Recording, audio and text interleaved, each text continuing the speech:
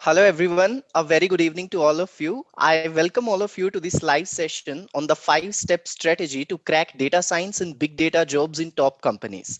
My name is Shantanu Rana, and I will be your host for this session. In this session, we will guide you on securing jobs in the field of data science and big data through a foolproof 5 step strategy. This session will be valuable for the freshers as well as experienced learners who wish to make a career in this particular domain. By the end of this session, you will understand the key differences between data engineer, data science, and data analyst, and thus choose the right career path for yourself. Also, at the end of this session, we'll spare a few minutes to take all the queries that you have. So please feel free to use the chat box or the comment box and put up all the queries that you have, and the speaker will be taking all those queries. Now, talking about the speaker also, I am very pleased to welcome Mr. Shashank Mishra for today's session. He works as a data engineer at Expedia. Previously, he has worked as a data engineer for Amazon and McKinsey. He likes to solve data mysteries for different domains, ranging from aviation, pharmaceutical, fintech, telecom, employee services, and travel. He has mentored thousands of learners to crack their dream jobs in data science and big data domain. So please welcome Mr. Shashank Mishra. Over to you, Shashank. Hey, thank you so much, Shantanu, for this introduction and also giving me this opportunity to interact with such a large audience on great learning platform. And as you said, I definitely love solving data mysteries, and the same thing I would definitely would love to share with the audience who is actually looking for a direction into the data domain, and all the aspiring data professionals who want to understand what are the different job profiles in this entire big data ecosystem, how they can crack the companies, the best roadmaps, right, and the typical differences. So in today's session, I would definitely try to help you guys with those like to the point things, and so we can start. And before starting, right, I think the very first topic I would like to talk about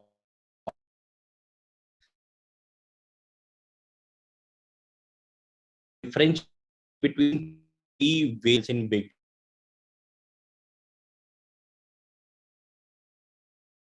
data, right? And why I'm saying that the to like clarify the difference, because in the market what is happening because of uh, the multiple job profiles under this umbrella of big data, lots of confusion is also there, right? Lots of noise is also there. So quickly in the chat box, if any of you can let me know, you can simply type yes or no that you know the difference between data engineering, data science, and data analyst. You can simply just type yes and no.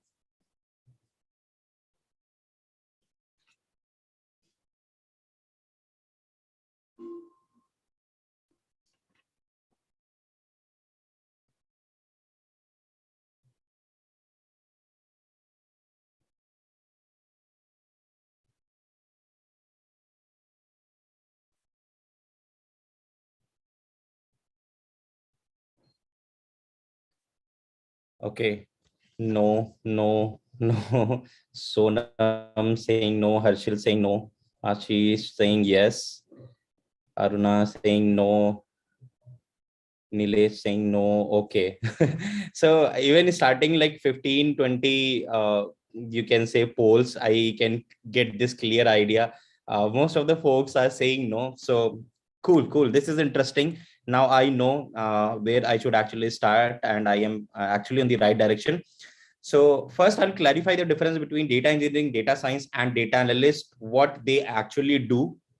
Okay. And once that is done, I will move on to the extensive roadmap part for the data engineering, right? Because my background is also from the data engineering. I will try to make you curious more about it. So see, I'll take a simple example. When we talk about the, let's say, when we are watching a movie on Netflix, right? Let's say today we watched one action movie. What will happen from the next day onwards, whenever you will open the Netflix, right, you will start getting the recommendation for some new launched action movies or some high rated action movies, right? So how it is happening? So most of the time we know that something related to AI ML is running the behind, right? This is something which is taking care of this recommendation. It is analyzing the user behavior, right? And based on that, it is just recommending something to us, right? So AI ML part is involved there. But whenever we talk about these big companies, so here I can take another example of Amazon. Since I work for Amazon, so Amazon, we know it's a e-commerce platform as well, right? So every minute there are millions of transactions are happening on their platform. So millions of transaction happening, that means the Amazon itself capturing those transactions, right? When you purchase something, you buy something, right? Even you visit, you click on something, all that kind of data is getting captured by the Amazon platform, and they are storing it, right? Nowadays we know that since the penetration to the internet is very easy and consumption is very easy, so millions of people are using it. And that is the reason that every day the size of data is also growing, right? In the terabytes, petabytes. So in order to store that large amount of data, we cannot mostly think about the traditional databases like MySQL, Postgres, right? Which are quite traditional and they cannot handle that amount of data, right? For the storage perspective. So we can have other databases or some persistent file storage, right? So S3 is there, HDFS can be there, which is like persistent file storage, and NoSQL databases like MongoDB, Cassandra, Elasticsearch, HBase, right? These are the NoSQL databases. But sometimes, let's say our data size is very small, then we can definitely store it into transactional databases like MySQL and Postgres. Okay, so now data is available in the raw form to some source, right? And I explained it can be anything, right? Now, let's say you are the Amazon e-commerce platform, and few days back you ran a campaign for the Diwali sales.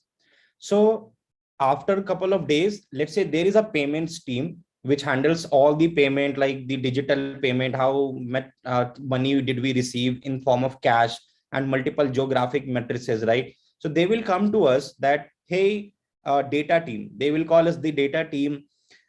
We actually require that payments data which you gathered for the Diwali sales, and that is available or some in the raw format on some location. That raw format can be anything, let's say CSV file format, JSON, or any optimized file format like Parquet, Evro, which provides good compression. Or sometimes we are even hitting the APIs in order to get the data, right? So the business teams will come to us with some business requirements, problem statement. Now, I already mentioned that they are the frontliners, right, in this job hierarchy of the data, or any company who's working on the data analytics part, right? So data engineers are the frontliner. They are the one who will be doing the actual engineering stuff. So if you know about the software engineering profiles, backend development, right, or full stack development, where folks are actually creating large scale complex systems, or we can say scalable system, microservice architecture, where the traffic is very very huge and you need to scale your things, right, so that you can handle that massive amount of traffic. So for the data engineers, the traffic is the volume of the data, right? Terabytes of petabytes of data, they need to handle it. And the speed of incoming data can be anything. Let's say if you are doing every per day you are collecting the data, then it is a batch processing, right? In a day you are collecting some data and then processing it. Sometimes it can be real time. As soon as there is a transaction happen on Amazon e-commerce platform, you need to capture it. So there are two types of computations. Okay, so this is the responsibility of the data engineers. What they will do, they will write those pipelines to handle the speed and velocity of data plus the volume, and also writing the optimized data pipelines. So scalability plus optimization, writing those scalable and optimized data pipelines, or in conclusion we can tell it the ETL pipelines: extraction, transform, and load. And then make that transform data available into the downstream system. And that downstream system can be anything, again, any NoSQL database, transactional database, or any persistent file storage system. Okay, so here data engineer, they are doing actual core engineering stuff. They definitely need to code a lot, right? They are not someone who will using some drag and drop kind of frameworks in order to create those pipelines. No, they actually need to work on the core software engineering related parts as well, like working on servers, codings, their deployment using new tools like the Docker deployment, complete CI/CD part, CDC stuff, right? Kafka, and many other cool things, right? So the data engineers are someone who are the face of that particular company if it is working on the data analytics part, because they are someone who is helping the business teams or the end users to get that meaningful or transformed data. Now, once that transformed data is available, from here, the role of data scientist and data analyst will come into the picture. Because when we talk about the data scientist, they are the one definitely who will be solving some complex and critical business use cases. The example I took, let's say the recommendation engine, right? Or some, let's say, fraud detection related systems, right? So they are the someone who who are actually trying to analyze the data. But whenever they are analyzing the data or creating their logical, or you can say mathematical models, they need correct data as well. Okay, if you provide them the raw ungarbage data, definitely they won't be able to create efficient solution.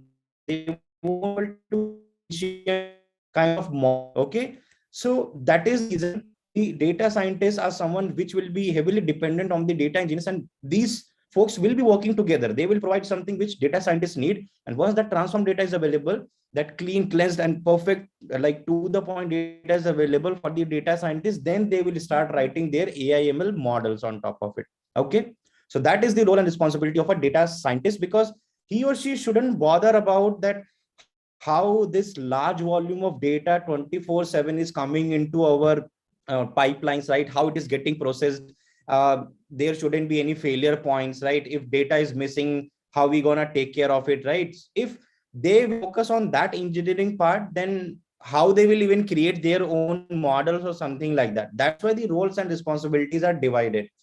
So we have talked about data engineers and data scientists. Now talking about the data analysts. So data analysts are someone who are not way too technical, but I would always call them the partial technical, right? Uh, why partial technical? Because they are someone who closely work with the business teams, right?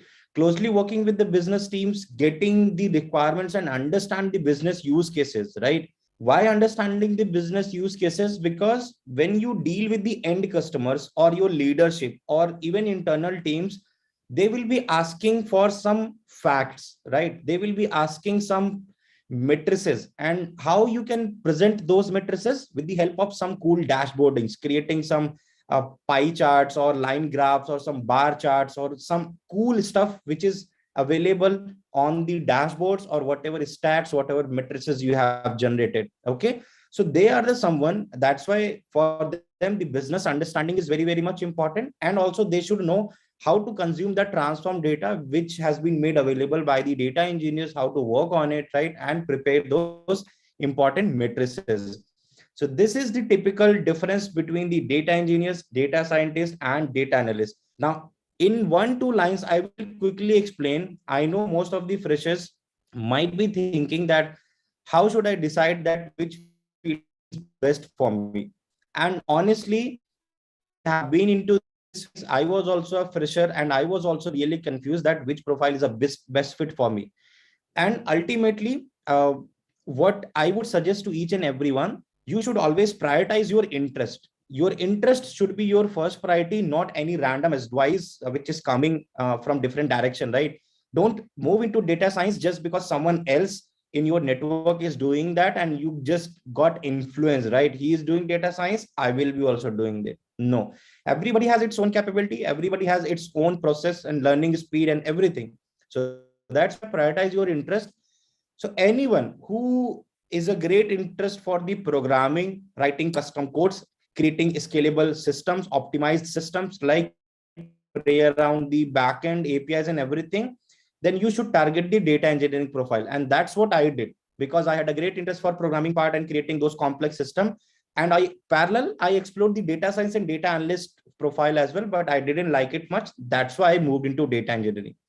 But there will be many people who are really good in the data analysis, their mathematics part is strong, their statistics part is very strong, right? So definitely data science is something which should be your first preference, because you know these things which are the crux of the typical data science profile. Now talking about the data analyst part, if you want to deep dive into the business, you want to understand it, you closely want to work with the business teams, then you should definitely target the data analyst profile. So I hope now the difference is clear. So you guys can let me know in the chat box quickly if the difference is clear or anything like that. And don't worry, probably in the end I will save 10-15 minutes for your queries as well, but meanwhile you can keep on putting your questions again in the chat box, and anything you want to share in the comments. I'll take a pause for 2-3 minutes and then I'll quickly jump onto the roadmap part of the data engineering. That's very cool. I will share my screen and will explain everything. Okay, Nikhilesh saying clear. Wow, amazing. I'm really happy that at least now you are clear that what is this data engineering, data science part and the data analyst. I would love to hear more responses in the chat box. It will be helpful for me as well to get the idea whether this is clear or not.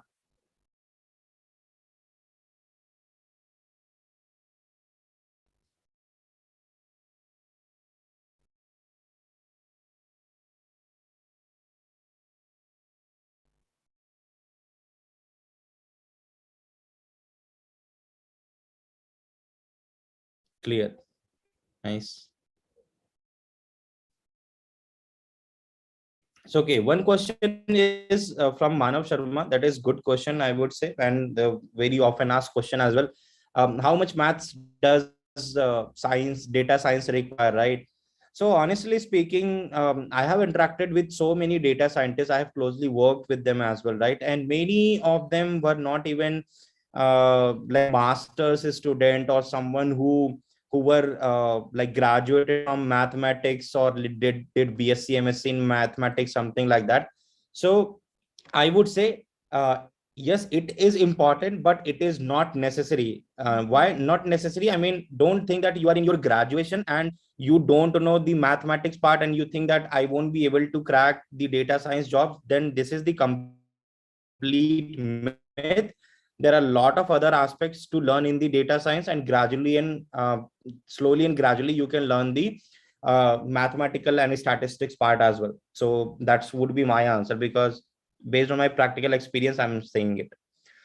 Cool. So quickly now I'll move on to the very extensive roadmap for the data engineering, because data engineering is something which I want you guys to emphasize on for sure, because most of the time I have seen freshers who are little bit misguided just because of the influence for some fancy keywords like data science, AI, ML every time. So I definitely want you to give a second thought about data engineering as well by looking at the roadmap and what all things you will be learning, and obviously I have explained the roles and responsibilities. So let me know once my screen is visible.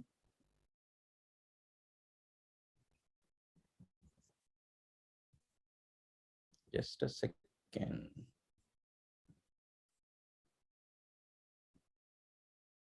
All right. I hope my screen is visible. Shantanu, can you see my screen? Yes, Shashank, the screen is visible. Awesome. Cool. So this is the data engineering roadmap, very extensive one. And don't worry, I will share this link, this document link with the team, and they can pin it in the description. And in future, you can definitely refer it. But I will quickly explain. If you want to start the data engineering, you want to move into data engineering, then what all things will be expected from you, and what all things you should definitely know in order to become a good data engineer and to even crack the data science job. And like Flipkart,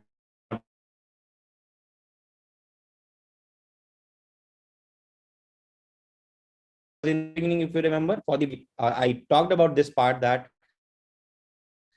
for them the code part is very important. You will be writing the custom code. It's not like that you are just using some random drag and drop kind of tools and you are doing your stuff and pipelining and everything. So for the programming languages in data engineering, three languages are popular: Python, Java, and Scala, right? So these three languages, if you are proficient with any of it, right, then you are you can crack your data engineering. And here I have recommended this Python part as well, right? Why Python part? Because it is widely used, right? Whenever you will apply for the data engineering, data science, or data analyst role, companies will for sure mention, if you know Python language, like that will be good to have thing, right? So Python is something, that's why I'm saying very, very important, because it can open multiple doors for you in future. Let's say after 5-10 years working in data engineering, you want to move in data science or data analyst, you can quickly move, right? But you need to focus on these three languages if you want to move in data engineering. Now the data exploration libraries. Data exploration libraries, what I actually mean. So in Python, that's why I mentioned Python. We have couple of libraries, right, which are widely used even by the data engineers, data scientists, and analysts for the data exploration part. Let's say you have some data available in your local or some remote thing. You want to capture that data and you want to do some self exploration, that how this data looks, what are the fields available, and minimal stats you can generate. Then these are the popular data exploration libraries which you should focus on: pandas, numpy, and matplotlib. Now understanding of operating system and scripting part as well, right? So as a data engineer, right, when I was talking about the pipelines, creating it, complete deployment related stuff and other things, okay, so most of the time you will be working on these servers, right? Not typical, let's say, you can code on your machine, let's say a Windows system or MacBook or anything like that, but ultimately for the deployment part or executing your script, that thing you will be doing on the simple servers as well, right? So in that case, operating system perspective, we have Linux, Unix commands, and shell scripting and cron jobs, right? So what Linux and Unix based, so whenever you have the systems, like you log on to the remote servers, you will get that particular Linux console, you are typing the commands, right, and then actions are getting performed. So you need to understand the Linux Unix based system and how to operate with the basic commands, right?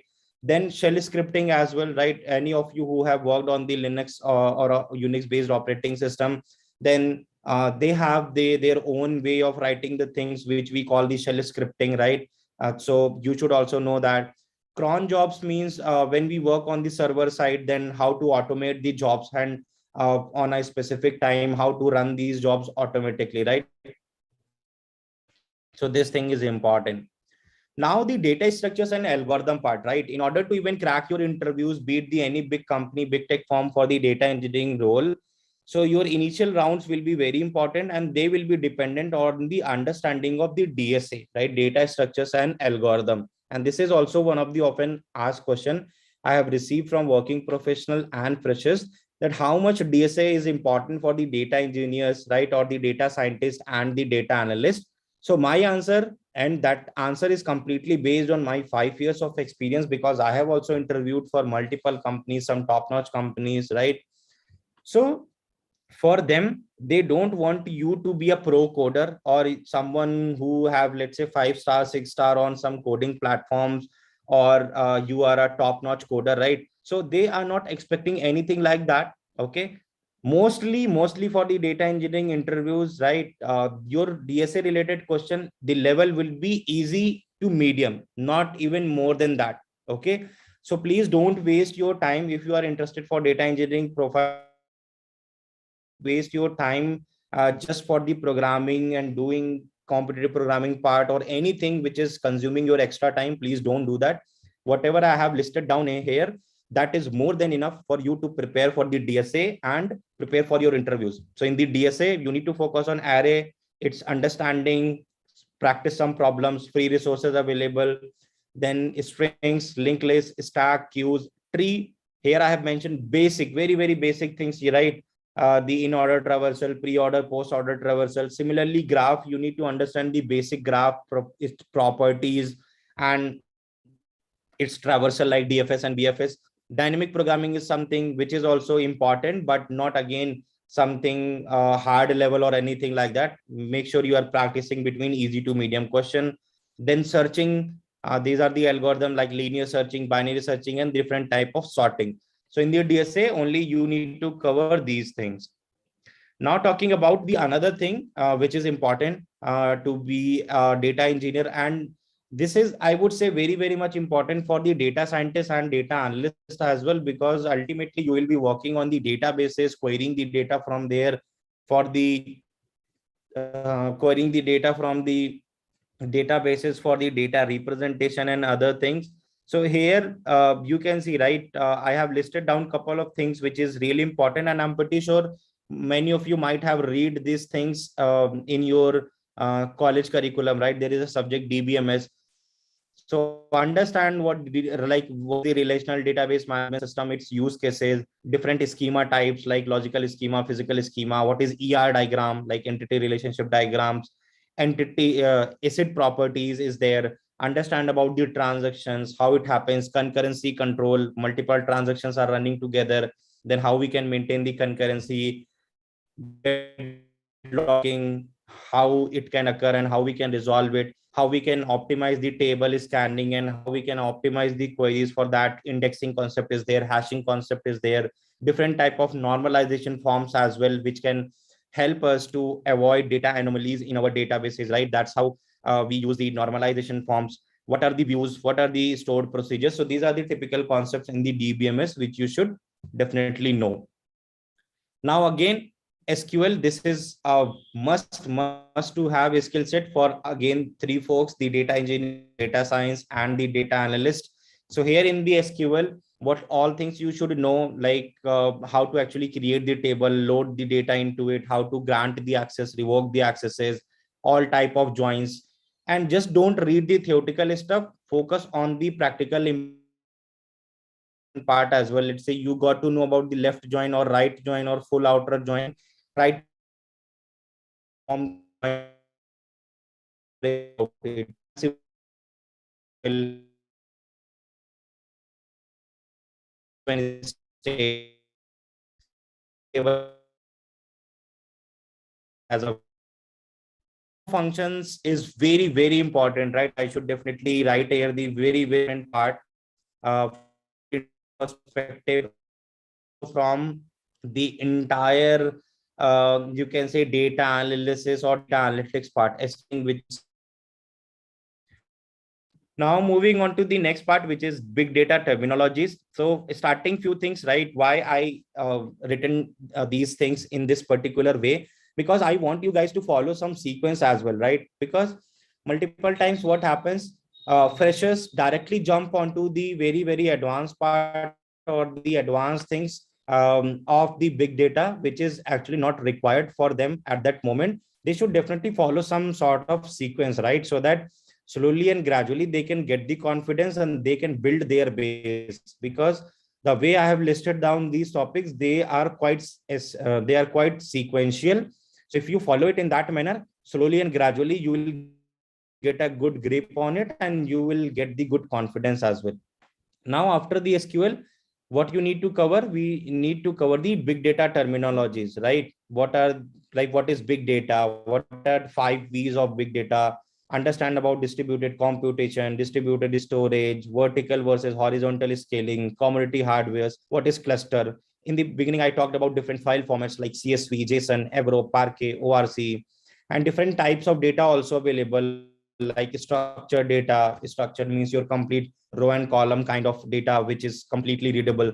Unstructured data, which is although readable, but sometimes it is not organized. You cannot access it directly, right? Then there can be a semi-structured data, which can vary, and it don't have any fixed structure or fixed schema, anything like that. So that are the these are the things which you need to focus on the big data technologies part, big data terminologies. And again, very much important, you cannot move ahead into the big data, data engineering or data science or data analyst until unless you don't know these basic foundations. After the big data terminologies, data warehousing is very much important, and this topic is important from your interviews as well, because in interviews there will be one design round, and in the design round mostly interviewer will ask you to design a data warehouse for some specific product, right? Sometimes they can give you that design a data warehouse for Flipkart, design a data warehouse for the Spotify app, right? These are the some real world use cases which they can ask, and that's why your data warehousing concept should be really, really clear. Like, what is OLAP versus OLTP, dimension tables, fact tables, star schema, snowflake schema, warehouse designing questions, which I was talking about, slowly changing dimensions, right? So these are the things which you need to focus on in the data warehousing. Next, we have the big data frameworks, which you actually need to focus. So currently, if you start with the data engineering, right? So in your initial phases, these are the important frameworks which you should definitely know, and companies are demanding these skill set, right? These are the must to have skill set for the data engineers. First thing is you need to understand the Hadoop, right? Hadoop, understand this complete architecture, how it works, right? And why it came into the picture, and many other cool stuff about the Apache Hadoop. And it has three components like HDFS, MapReduce, and Yarn, right? Next is the Apache Hive, which is a data warehousing kind of service and written on top of Hadoop. So this is something which is again very much important. So in the Hive, how you load data in different file formats, what is internal table, external table, querying table data stored, which is stored in HDFS, partitioning concept in Hive, bucketing concept in Hive, what is map side join, what is sorted merge join, how to write UDFs in Hive, what is serialization and deserialization in Hive. Okay, so these are the important things under the Hive. Next, the very much important skill set for the data engineers is the Apache Spark. So Apache Spark, like Spark core is there, Spark SQL is there, Spark streaming is there, you need to know for sure.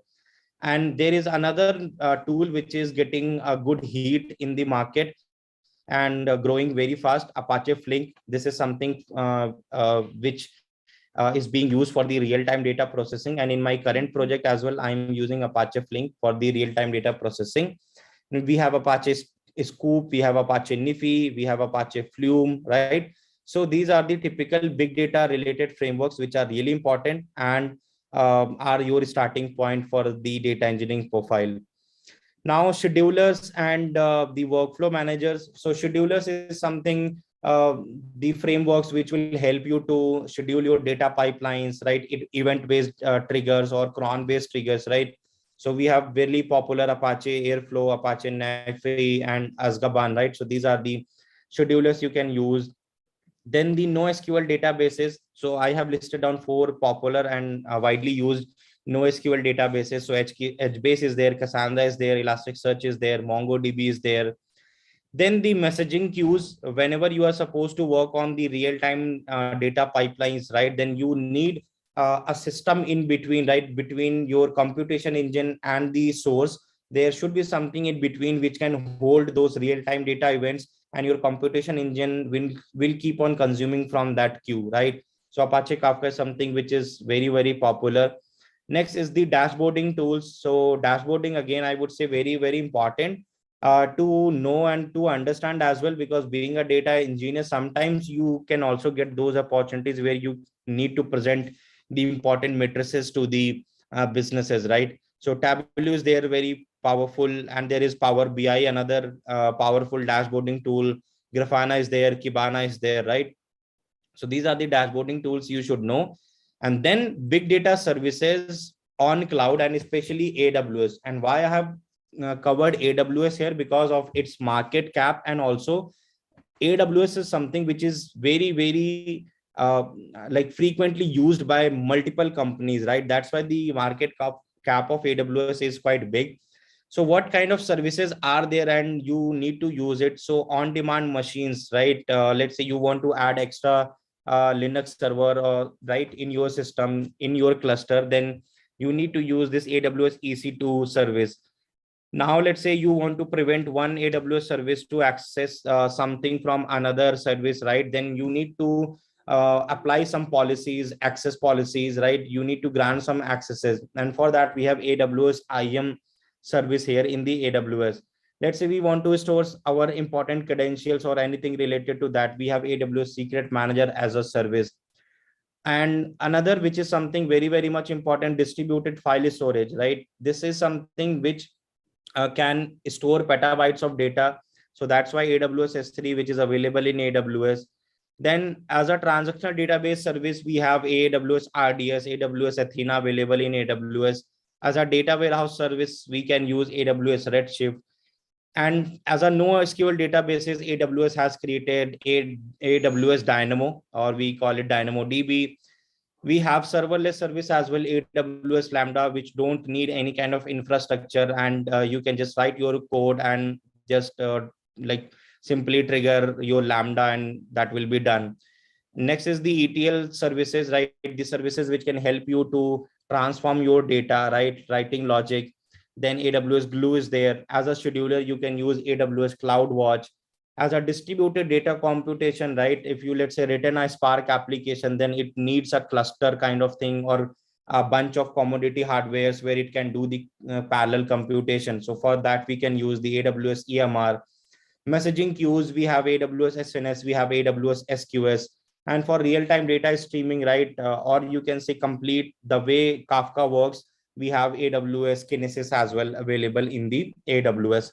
So that is the extensive roadmap for the data engineering. I'm pretty sure this might look complex and very, very extensive.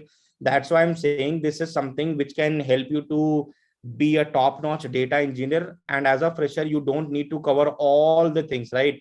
But for you, the important things will be like the Python, the programming language, and the data exploration libraries, SQL, DBMS, big data, data warehousing, and any of the NoSQL database.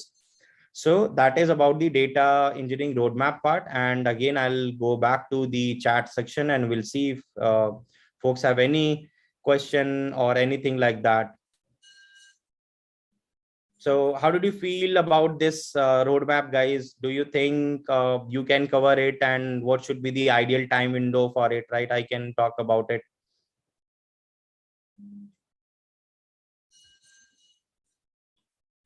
Because what I see for the freshers, at least to get the complete idea, right, about the data engineering and work on these skill set is ideally 4 months. I would say for sure 4 month time window is something which will be helpful for the fresher to get a grip on this one. So let me know in the comment section. Do you think I have covered all the things, and how do you feel? Do you feel confident about data engineering, and is it helpful for you or not?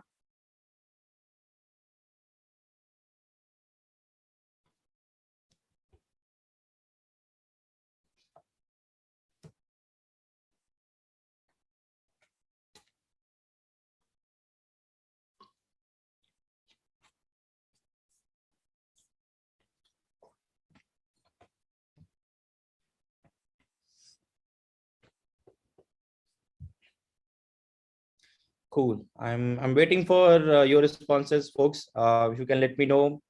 This looks good. Tips for cracking interviews. Yes, I'm coming on to that. This is the next part. I'll definitely let you know the entire process of cracking big tech firms like Fang or any other good companies, how the entire process works, right?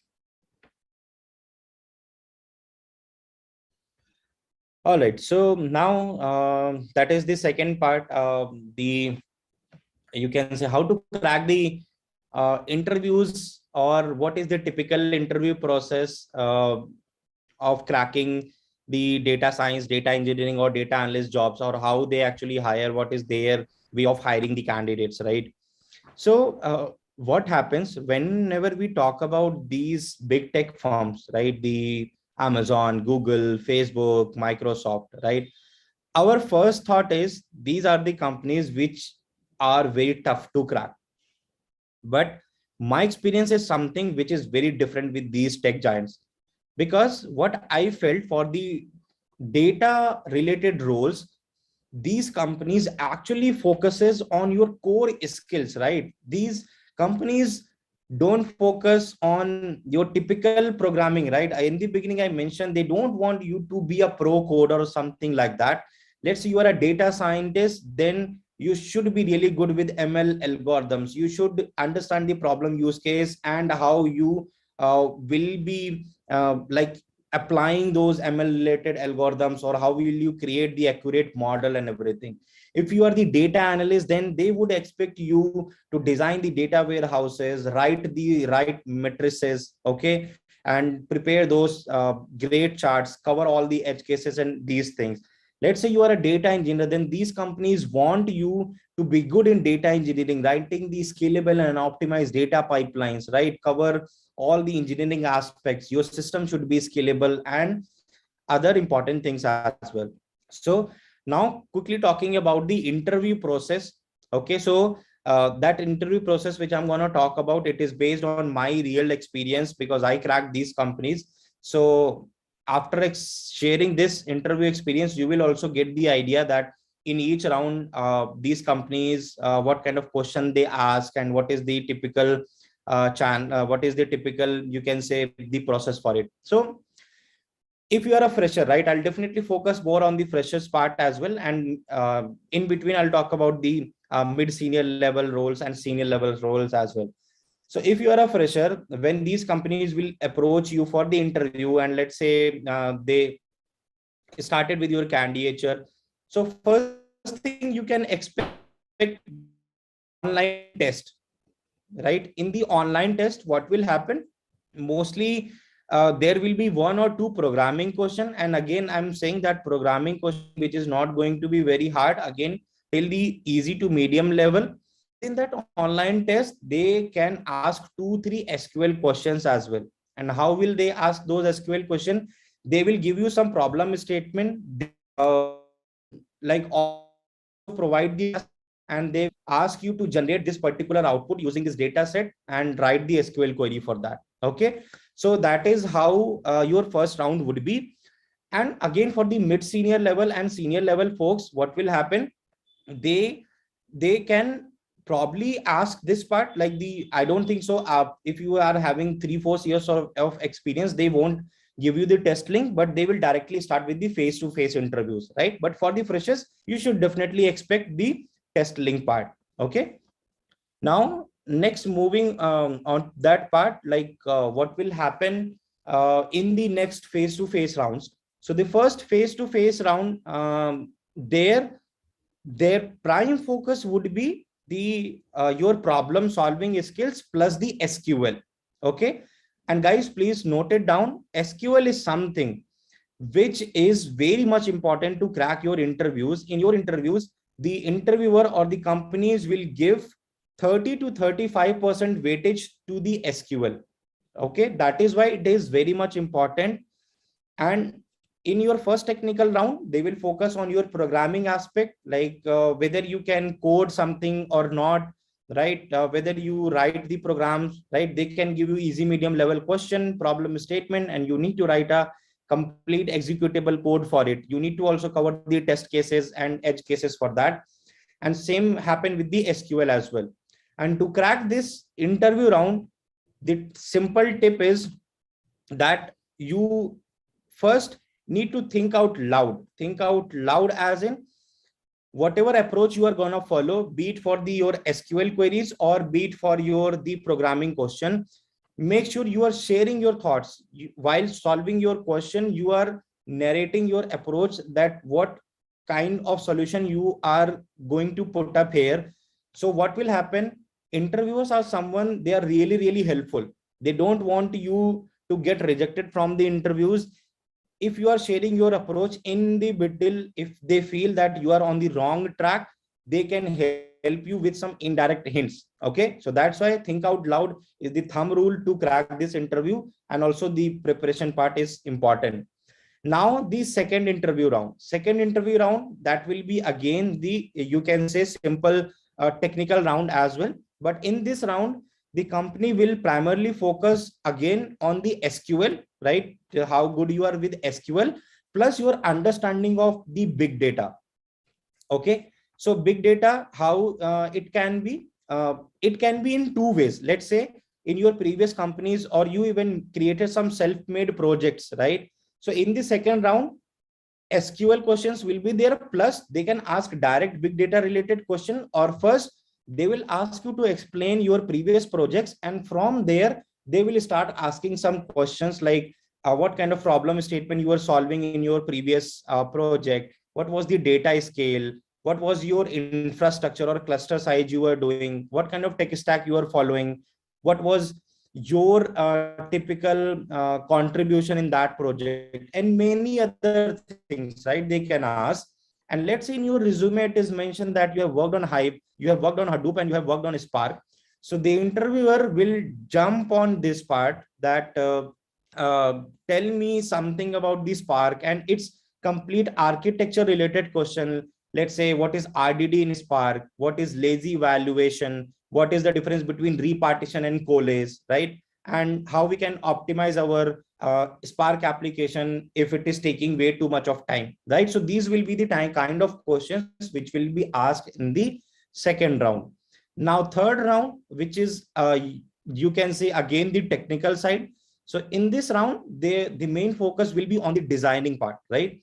So designing, they can ask 2 3 design related questions, not 2 3 at the same times, but depends on the interviewer's mood as well.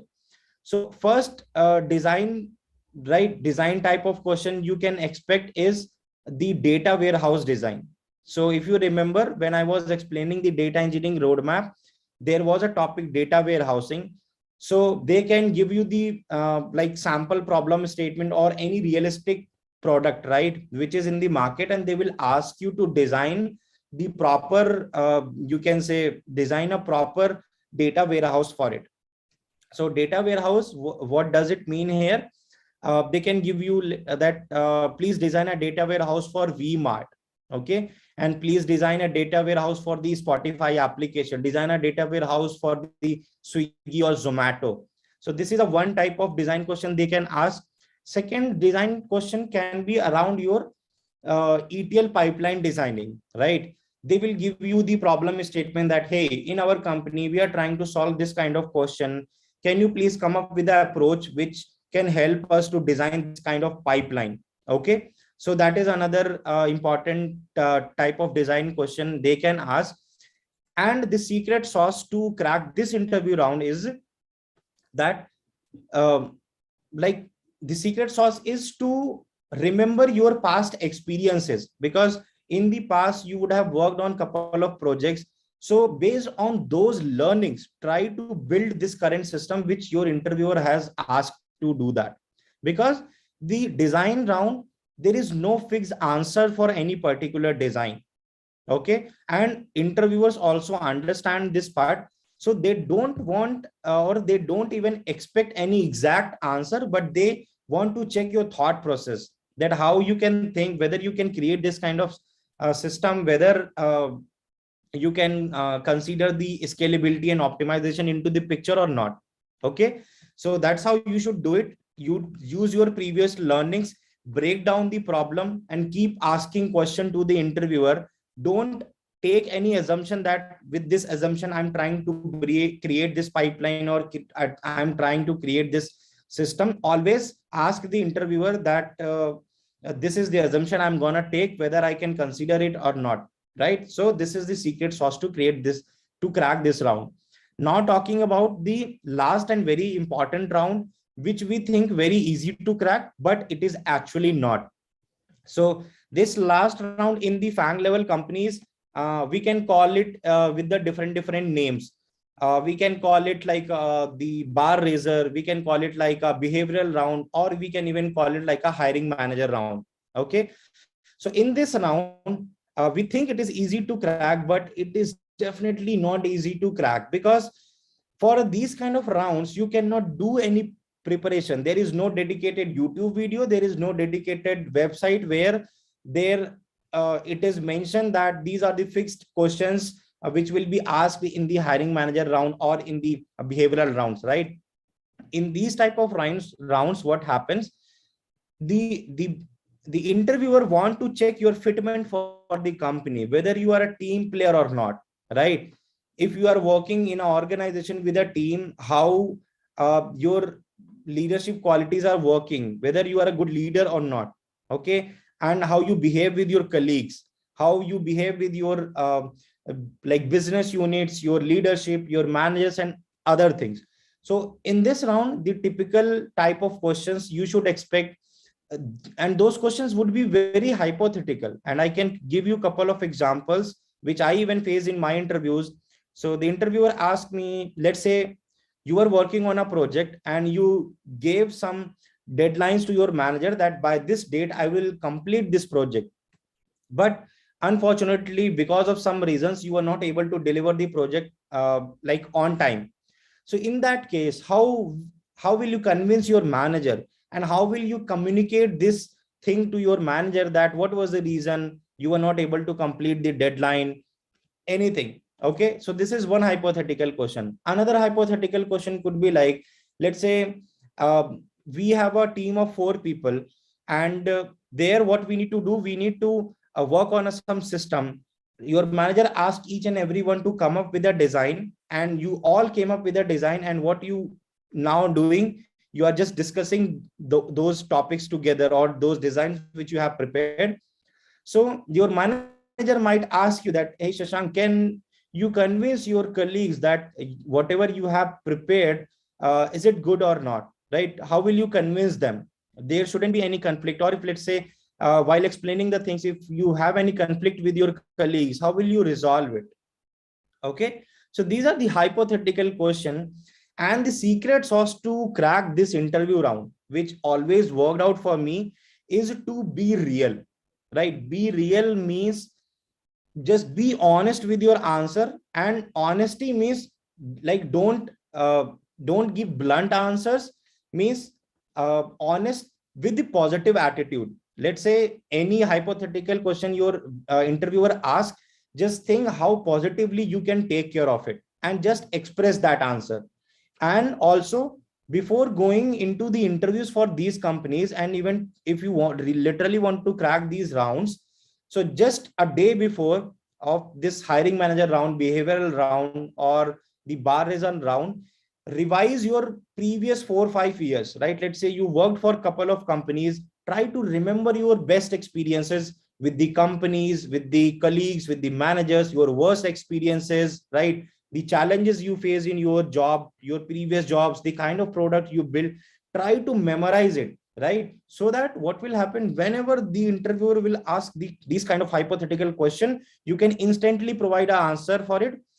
If you are not sure, let's say you haven't prepared or you haven't revised your past background, and as soon as interview will ask a question, and at that time you are taking 2 minutes 3 minutes of time to frame some story, then interviewer will catch you that no, this guy is something which is making some random story and he haven't experienced anything practically, right? So this is the secret sauce of the for this round as well. And I think after this explanation, it should be clear to you as well that how typical interview process works in the fang level companies. So there will be in total 4 to 5 rounds for sure, including your technical plus behavioral, and if there is online assessment, right? So that's how it will be. And in summary or in conclusion, I can say for the data engineers, you don't need to be pro in the coding part. Don't waste your too much of time in the dsa everything. Focus more on the big data side, understanding its framework, designing the pipeline, work on some real world projects, add it in your resume. Okay, and that's how you can become a good data engineer as well, and you can even crack some top notch companies. So here I'll take a pause quickly, and I have again, I'll resume it from there, but I will hand it over to Shantanu. He has something cool to share with you all related to some amazing programs at Great Learning. So Shantanu, over to you. Yes, definitely. Thank you so much, Shashank. I'm very sure like this session has helped students understanding more about these concepts. So to add on to that, if any one of you is interested in actually building a career in the field of data engineering, in the field of data science, you want to get into that field, we have a few postgraduate programs that we offer at Great Learning, and you can definitely be a part of those online programs. You can learn and eventually shift your career as well. There are so many success stories that we have on our website. For that, the links will be shared in the chat box. So please check your chat box. The link for these postgraduate programs will be shared over there. You can go to those links, you can check out our program. So one link is for postgraduate program in data science and business analytics, and there's one more postgraduate diploma in computer science and artificial intelligence. So if you are interested in any of these programs, go check out those links. You can even download the brochure by giving your details.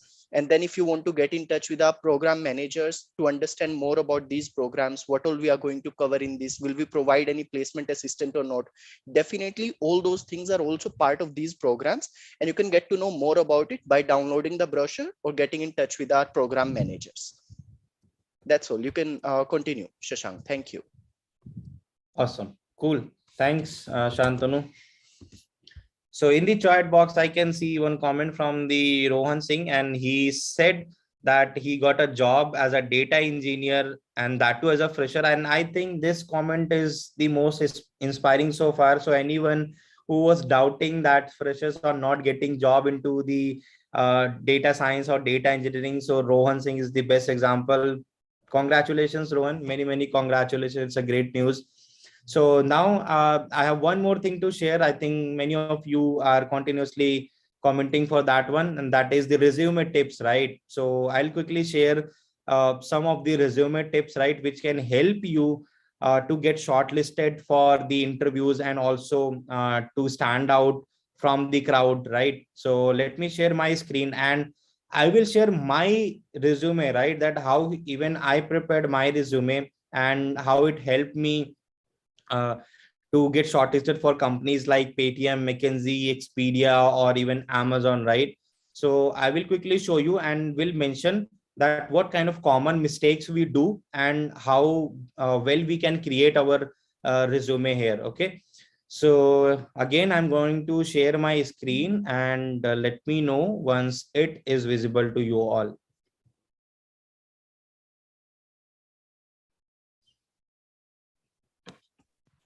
Cool. I hope it should be visible to each and everyone. Yes. Okay. So guys, this is my resume, and obviously I have put some random email IDs and number here just for the data privacy, since we are working on the data world. Okay, so this is the resume, right? You can see this is a very clean, crisp, concise, one single page resume, right? Which I prepared, and this was the resume which was got shortlisted in Amazon. Okay, you can see the last work experience which I mentioned here, that was the Paytm, and I used this resume and I applied this one on the Amazon career page, right, and many other companies, and this was shortlisted by the companies.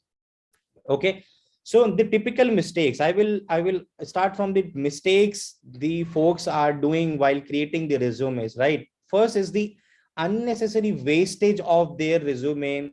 Even sometimes I've seen freshers who have probably done one or two self-made projects, but they are having a 2 page of resume. Can you imagine? Like, which is something I would say not acceptable.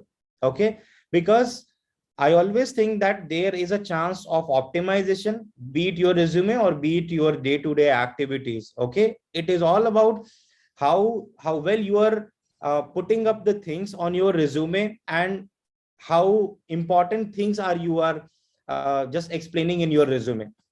So how you should actually start, right? I have seen resumes where people are mentioning objective to join the company, about myself, right? Those things are literally not required. It will eat up unnecessary space in your resume. Okay, so please try to avoid it. On the header, the important things which your recruiter will be looking for, simply your name and your current designation, your active email ID, your active phone number, and where you are currently staying, right? Your current location. These will be the important information your recruiter will be looking, and these should always be present on the header, right?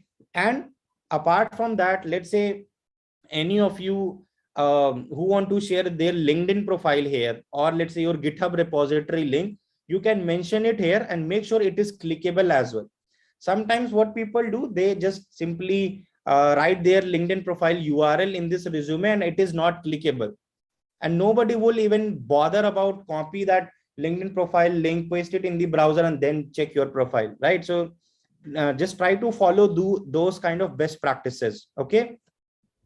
Now, once you are done with this initial information, right?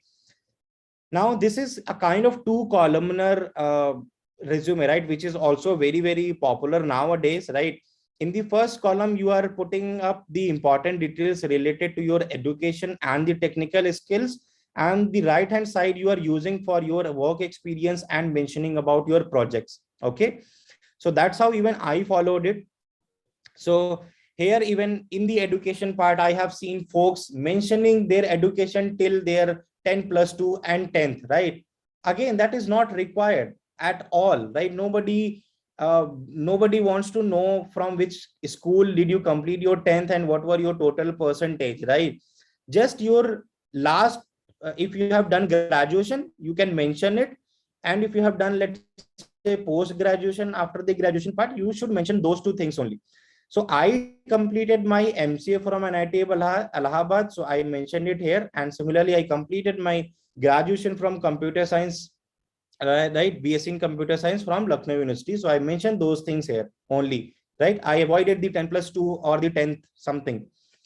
Now, the important thing which the technical recruiter or their automated system, right? So people who don't know about how this resume parsing works in the companies, because just think that a recruiter posted a job opening, so she or he can expect at least 1000 2000 application, right, on their portal. So obviously they cannot scan each and every resume manually. So how they can do it? So there we have the ATS system in the companies. They use this ATS system. With what it does, it basically parses your complete resume, right? It do the text analysis part, and the whatever criteria the companies want to apply while hiring the candidates, they mention those criterias, and that ATS system will scan your resume and will pick those keywords, specific keywords which will match with the criteria which has been provided by the recruiter. And based on that, that ATS system will give you some score, and or you can say it will give a score to your resume. And if your score is something 80-85%, something like that, then you will be shortlisted for it. Okay. So that's why in the technical skill section, I have seen people mentioning 30-40 skill set, just like using comma, comma, comma, right? Everything Java, Python, comma, Django, some MySQL, some Cassandra, or some Hadoop, Scoop, anything, comma, comma, simple, right? This is a bad way of mentioning technical skills.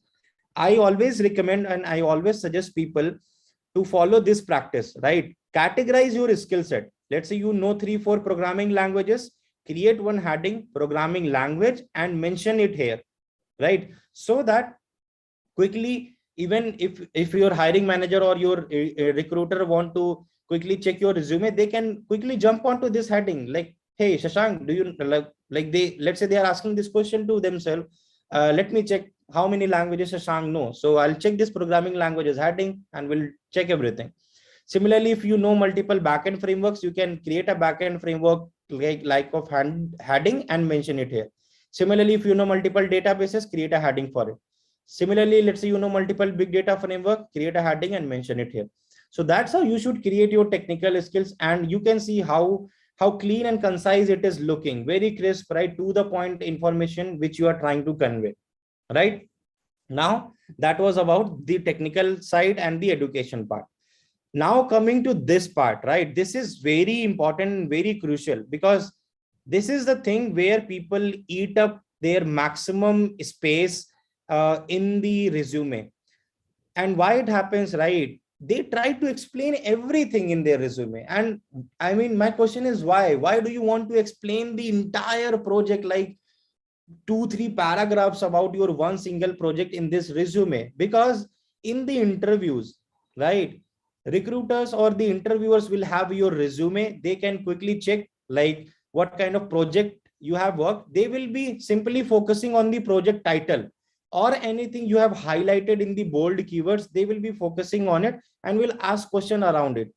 Nobody has that amount of time to read your entire 2 3 paragraphs for your one single project and then decide anything. That's why writing minimal information, to the point information for your project is very very much important, and it can help you to just save some space in your resume. So please avoid that kind of bad practices where you are explaining unnecessary stuff in your resume.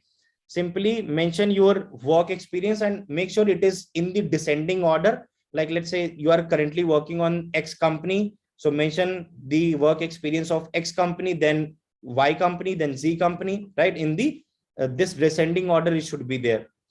So after mentioning these things, simple the project title, like the kind of project you are working on, and max to max to 2 to 3 line of the explanation for the project you should provide, right? You can see in this project, I have framed my sentences in a very crisp way so that I only need max to max 2 3 4 lines, not even more than that, to explain my project. And wherever I feel, right, that this is something which should be highlighted, right, so make sure to put that particular keyword in the bold part. Let's say in this heading, right, if you want to see, I want to highlight this part, this, that I have worked on the PySpark and I have created fact and OLAPs, so I am highlighting this thing. Similarly, in this project, I use Cassandra. I created this project for marketplace, data leaks, and security. So these are some important keywords, right, which can catch the attention of the interviewers, right, and they can ask the very very like amazing questions out of it. Okay, so that's how you should follow, and that's how you should even mention your resume. That's how you should even mention your project related stuff in the resume. So at least after explaining this part, the resume and the left side part, it should be clear to you that how to at least create a decent one single page resume. It is all about minimizing the information. And also please try to mention your achievements. I have seen people always hesitate while mentioning their achievements because they think it is not worth mentioning. I would always encourage you that please mention your achievements, whatever you have achieved so far, because it will reflect your other side as well. Like apart from your jobs or apart from your daily work routine, you are also engaged in other activities as well, where you are achieving something, be it the awards, recognition, you are guiding the people, you are mentoring the people, right, you are leading something, you are taking some new initiatives. So mention it in the achievement section, right? So that will also create a very very positive impact. And I'm pretty sure that after like watching this thing, right, this resume part, and many of you were like asking me in the comment section like tips for the resumes for the data science analyst, data engineer. These are the generic tips which is applicable for everyone irrespective of the job profile, right? If you are not putting the right and relevant, crisp and concise information in your resume, you will always end up with 2 3 4 page of resume, which is again a very very bad idea. So hope from now onwards you will follow this practice, and you can take a reference from here, and that's how you can create your resume. So that's what I had for you all in this session. And probably I can spend like couple of minutes with you all, 5 10 minutes more, in order to take up your questions and answering it, and then we can end up this session.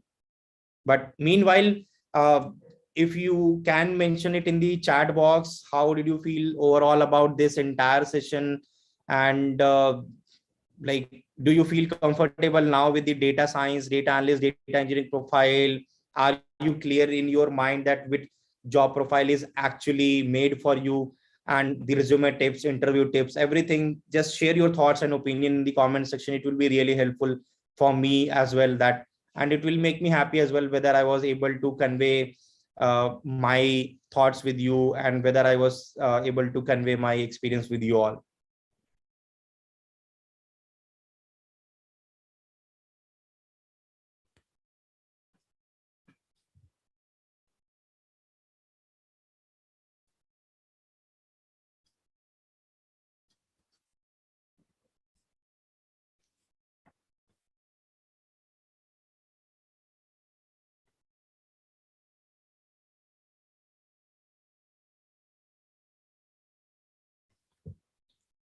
Okay, so there is a question like little bit confusing in technical skills. So don't get confused, right? So it is more about just categorizing the things and putting up in that manner, right? So just think for a category that I can put these two, three skill set in the category, one category, and create a category name and put it there. And one more thing, guys, and one important advice I would like to give everyone, that please don't do any kind of fake stuff in your resume, right? Don't try to mention any fake skill, don't try to mention any fake project in your resume, because it can only help you to get shortlisted for the interview, but it will not help you to crack the interview. Because getting shortlisted for the interview is one aspect, but cracking the interview is another aspect. And let's say you have mentioned any fake stuff, right? Let's say there is a skill set which you didn't work on at all, right? Your one of the friend was working on that skill set, you got some 10-20% knowledge from him about the particular framework, and you mentioned it in your resume. And by any chance interviewer start asking question for that particular skill set, right, that would be a big blunder for you, and you will minimize your chances to crack the interviews. That's the thing I can tell you, right? Because I have interviewed a lot of candidates, right, who tried to bluff this thing that they have like done this kind of work, they have used these kind of frameworks and tool tech stacks. But when I started asking questions around those things, they were completely blank. So it shows that you just mention those particular keywords, skill sets, or projects in order to get shortlisted, but don't mention any fake project in your resume. So just memorize it by heart, just put it in your resume.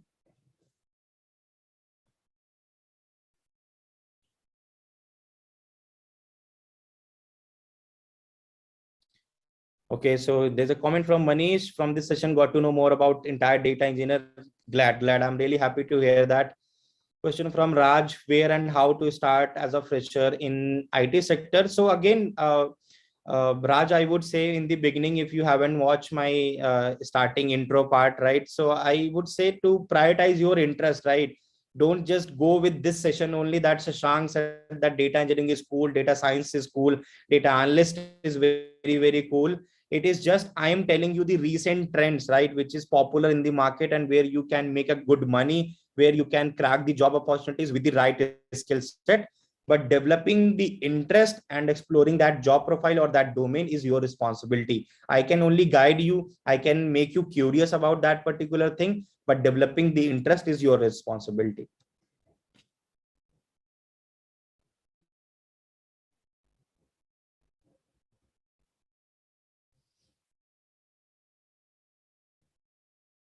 Okay, I can look at more. So there's question from Nilesh. Is data science course going to be in huge demand in the coming years?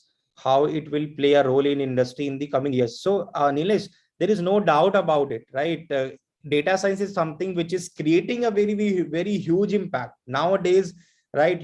You whatever you are doing, right, that is being captured by the companies, and they are doing the behavioral analysis, right? So let's take an example of Zomato's custom notification, how they are doing it, like behavioral analysis. Okay. And similarly, like whatever kind of notifications you are getting in your mobile or recommendations, or the dynamic fair pricing of Uber, right? Data science is there, AI ML is there. So future, like there is no question on the future, it is just like booming in a very high speed. It is the right time for you all to explore it and jump into it, and just enhance your skill set in this domain, learn something really cool, and also get a good paycheck as well. So Apurva Shinde, thank you for this session. It was very informative. Means a lot. How to switch a career in data analysis if work experience in is from other field? So Ashish, this is not difficult at all. Difficult, why I'm saying it, because the skill set is something which is really really important. And here even great learning programs, right, can be really really helpful for you, because they will be focusing on the to the point skill set which will help you to be a job ready, beat the data science, beat the data engineering, beat the data analyst, right? So that's how I would recommend. If you are coming from a different field, it is more about getting the right skill set, and you can follow any good courses, good platform, right? And again, recommending the great learning platform where you can find these relevant uh, uh, like courses and stuff, and just make yourself job ready. All right, so we are out of time as well. 8:15 is here, so I won't take much of yours time. I know it's Friday, and many of you might be working professionals as well if you are watching this video.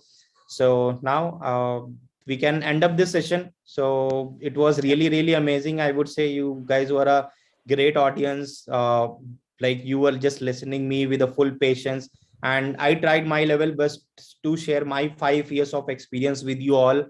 And I hope this session would be informative, and it will be helpful for you all to take a decision about the data analytics related job profiles. Thank you so much for having me here. Over to you, Shantanu. Yes, thank you so much, Shashank. I think learners must have enjoyed this session. It was definitely very, very interactive from your side as well as from learners' side. They also were very interactive, were asking a lot of questions. Yeah. It was definitely very interactive. So thank you so much for that. Now, as Shashank mentioned, if you have the skills, now it is time for you to build your resume. He has clearly told you how to categorize, how to structure it, what not to do, what to do. Now it is time for you to just build your resume and just get started with this. If you do not have the skills and you want to learn the skills, well, we have got you covered. We have the PGP programs for you. You can go check out our postgraduate program in data science and business analytics, or our programs in the field of computer science and artificial intelligence, the link for which is shared in the chat box. So please check the chat box, go to those links, figure out what you want to learn, what are the different roles that we have in that particular domain. Everything is mentioned in the website, and you can go check it out. You can even download the brochure by giving your details, and then our program managers will call you and will guide you more towards it. So now it is time for us to wind up the session. I wish a very happy weekend to all of you, to Shashank and to all the learners. Thank you, everybody. We'll wind up the session now.